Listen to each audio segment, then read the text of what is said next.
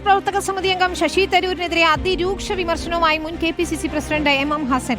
നെഹ്റു കുടുംബത്തിന്റെ ഔദാര്യത്തിൽ രാഷ്ട്രീയത്തിലേക്ക് വന്ന തരൂരാണ് കുടുംബാധിപത്യത്തിനെതിരെ സംസാരിക്കുന്നതെന്ന് ഹസൻ പറഞ്ഞു. നിലപാട് തിരുത്തിയില്ലെങ്കിൽ തരൂരിനെതിരെ ജനങ്ങൾക്കിടയിലേക്ക് ഇറങ്ങുമെന്നും MM ഹസൻ പ്രഖ്യാപിച്ചു. നെഹ്റു കുടുംബത്തിന്റെ ഔദാര്യത്തിലാണ് ശശി തരൂർ രാഷ്ട്രീയത്തിലേക്ക് വന്നതും ഈ കാലമാനങ്ങളിൽ അദ്ദേഹം ഒരു സമൂഹത്തിനോ രാജ്യത്തിനോ വേണ്ടി ഒരു തുള്ളി വിയർപ്പ് പോലും ചൊരിയാത്ത ഒരാളാണ്.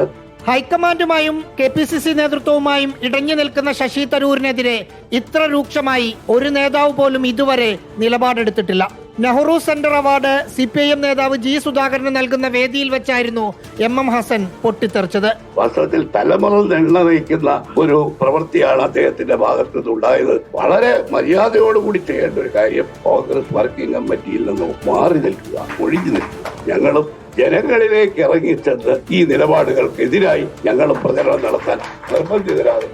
പാർട്ടി നേതൃതലത്തിലെടുത്ത തീരുമാനപ്രകാരം MM ഹസൻ രണ്ടും കൽപ്പിച്ച് ആഞ്ഞടിച്ചതാണോ എന്ന സംശയം തരൂർ ക്യാമ്പിനുണ്ട്. അങ്ങനെയാണെങ്കിൽ അടുത്ത ദിവസങ്ങളിലും വിമർശനങ്ങൾ പ്രതീക്ഷിക്കാം. തിരുവനന്തപുരത്ത് നിന്ന് റഹീസ് റഷീദ്, റിപ്പോർട്ടർ.